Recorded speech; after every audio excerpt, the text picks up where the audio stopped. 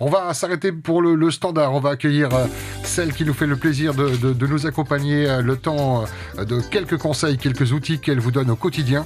C'est Nathalie Collin-Fagotin, psychologue, diplômée, formatrice, auteure et surtout spécialiste de la famille. Bonjour Nathalie. Yorana Nathalie.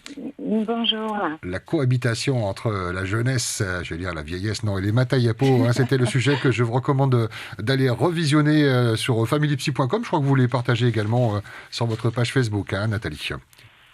Oui, c'est rediffusé chaque jour sur la page Facebook. Et puis, pour ceux qui voudraient lire aussi l'article qui est plus complet encore, le blog va relayer également toutes les informations et les conseils sur le confinement, depuis le début du confinement.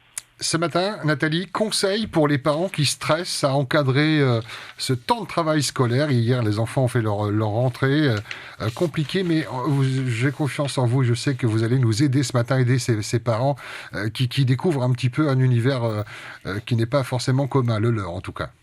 Oui, alors la question des devoirs n'est pas nouvelle, mais dans le contexte dans lequel nous sommes, et effectivement ce cadre de continuité pédagogique qui pose les parents en situation d'encadrer finalement un temps scolaire beaucoup plus conséquent. Et puis surtout, il ne s'agit pas juste de révision et d'exercice en continuité de ce qui se passe dans la journée, mais de transmettre finalement, d'encadrer des apprentissages que normalement les enfants apprennent à l'école. Donc c'est une situation inédite devant laquelle certains parents ne sont pas forcément confortables et on le comprend bien. D'abord, nous n'avons pas tous le même rapport à l'école. Pour certains d'entre nous, l'expérience de l'école fut pénible, parfois douloureuse. Donc, se retrouver à encadrer les devoirs et le travail scolaire de ses enfants peut on va dire, raviver un certain nombre de souvenirs. On a parfois aussi pas forcément beaucoup de patience parce que nos enfants ne sont pas tous n'ont pas tous autant de facilité par rapport à l'école. Donc on va parfois avoir des enfants qui vont être en difficulté ou ne pas comprendre une consigne.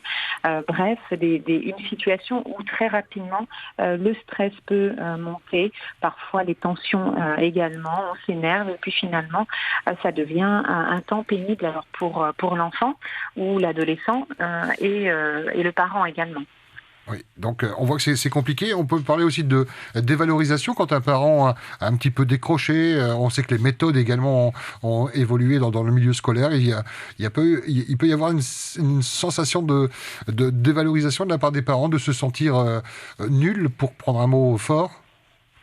Alors, il peut y avoir effectivement cette impression. Après, justement, la première chose à rappeler, c'est que on est parent, on n'est pas enseignant. C'est un métier qui demande une formation. Donc, il ne s'agit pas on va dire, de penser qu'on va devenir en quelques jours, en quelques semaines, des enseignants experts. Mais on va effectivement faire avec ce qu'on peut. Et pour certains parents, ça va pas forcément. On va faire avec ses limites aussi. Donc ça, c'est un premier point, c'est qu'il ne s'agit pas de faire le plus. Si on voit qu'à un moment donné, on atteint ses limites, la première chose, c'est peut-être de céder des supports. Alors, en fait, il y a des supports, bien sûr, qui sont fournis par l'école, soit via Internet ou par des livrets. Donc, c'est déjà un premier moyen qui va servir aux parents, en fait, de base et de support pour encadrer, alors, il y a des exercices, mais aussi pour repérer une leçon et une méthodologie, parce qu'on n'a pas forcément appris de la même façon l'explication de la multiplication ou de la soustraction. La méthode utilisée, il y en a plusieurs, donc il ne s'agit pas non plus de perturber l'enfant et de lui donner des nouvelles méthodes qui risquent plus de lui mettre des doutes et de semer la confusion.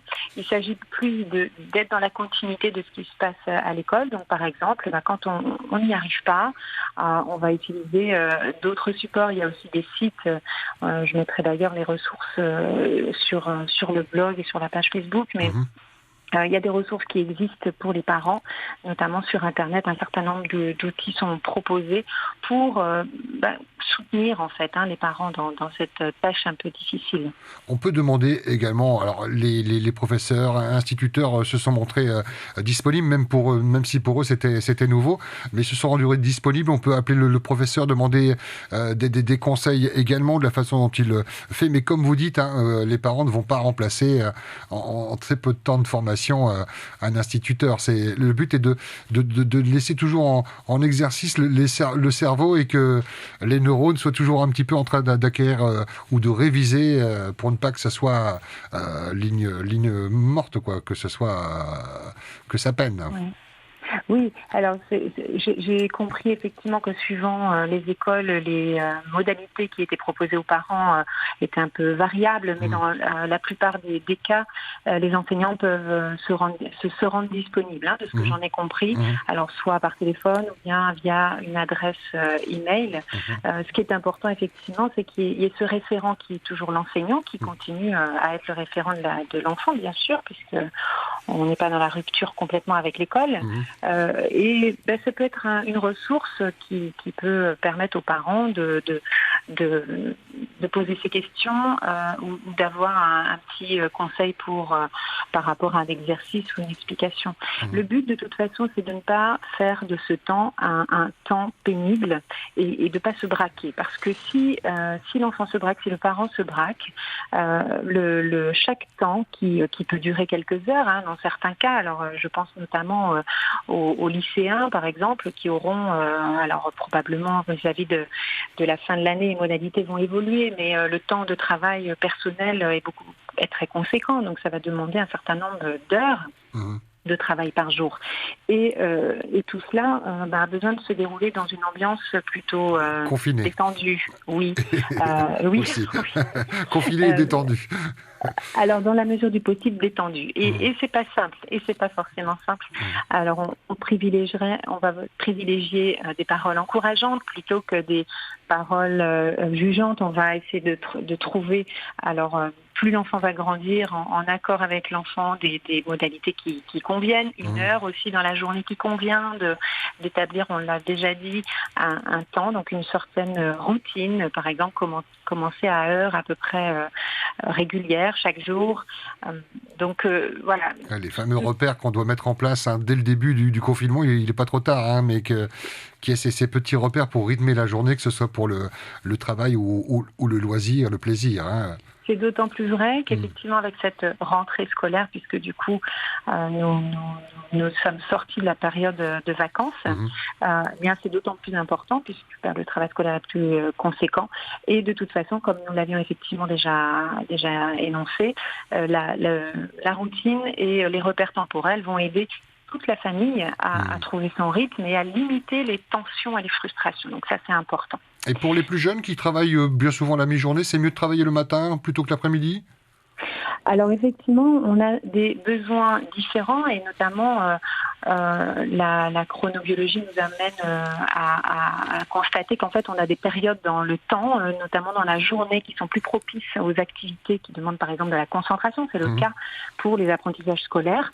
Donc de façon générale, mais bien sûr ce sera adapté suivant les situations, le temps du matin est un temps propice pour tout ce qui concerne les apprentissages. Et puis en plus, là c'est plus pour le côté motivation. Eh bien on commence par les tâches qui sont peut-être un petit peu plus rébarbatives, un petit peu plus difficiles, pour ensuite être libéré de cette activité. Donc pour ces deux raisons, effectivement, c'est préférable d'amorcer les activités scolaires le matin. Et en guise de conclusion, il y a ce commentaire de Caroline en Facebook Live qui nous dit « Donc nous ne sommes pas obligés de faire le travail de l'enseignant ». Eh bien oui, non, évidemment. Alors, que non. Il s'agit de faire au mieux avec les moyens que l'on a. Et puis, voilà, les choses reprendront leur cours, on l'espère rapidement. Alors je voulais juste rappeler aux parents qui nous écoutent que si vous êtes intéressés intéressés d'aller plus loin, donc j'organise une webconférence ce soir qui est gratuite, entièrement gratuite, à 20h. Toutes les informations sont sur la page Facebook Family Psy. Et vous pouvez vous inscrire encore. Donc pour avoir en fait pour échanger, en fait on va prendre le temps de regarder ensemble comment organiser au mieux ce temps de travail scolaire avec des enfants, des adolescents. Et puis les parents auront la possibilité de poser leurs questions en direct et nous prendrons le temps de 20h à 21h ce soir de discuter de ce sujet. Merci infiniment d'avoir pris ce temps pour éclairer nos téléspectateurs, auditeurs sur leur quotidien et notamment ce sujet abordé aujourd'hui, ces conseils aux parents qui stressent, on peut le comprendre, à encadrer ce temps de travail scolaire. Merci beaucoup Nathalie Fagota, merci beaucoup, bonne journée et à demain. Maruru me te taute Nathalie Colin Fagota o tatatou e whaaro mene paurot mo pepe e atoa e riro e tauturu no tatou e taute manawa te ye e riro e tauturu no tatou e mua hoia e te e Covid ahuru maiwa nahia tatou te ora a amui e tatou mo tamari e te imhana te mau metua aita e ara e nahia te tauturu rai tatou mo tamari no te apira I mo te e Covid ahuru maiwa te whaaruru ra tatou te mau metua te imhana e no te paruho te apira mea tapitapi no te mau metua no te mea aita e toro no tatou e ia whaaruru e tupu ia whaaruru tatou e te e whanhor e te imhana I roto I to tatou mau utua whare e tupu te iria e riro e whiwhi no te haapi I tātou mau tamari. Tātou te mau metua aita, tātou e nenhei rawe te tiarau te hoe oro metua haapi. E tamatara te imi te hoe rawea no te tauturu I tātou mau tamari e imi e te taua na tirara nei te tauturu e nahia te haapi te tauturu ai tātou mau tamari no tātou haapi ra. Ai tara e niuniu atu te oro metua haapi e nenhe e tauturu no taua te metua e nahia te haapi ra I tātou mau tamari. E iha e haapi narotu I iria tran me fof arwa ho e hora e rau e te mhana ho e I te I hoara. Te mau metua o tau e hin aro nei te ho e tauturu e hare atu I te po in te api Facebook Nathalie Colin Fagota te natirara@family.com te ye po horav au horaiva e ti e hiatu e ta utau e wira in e te natirara e parau ahatu @family.com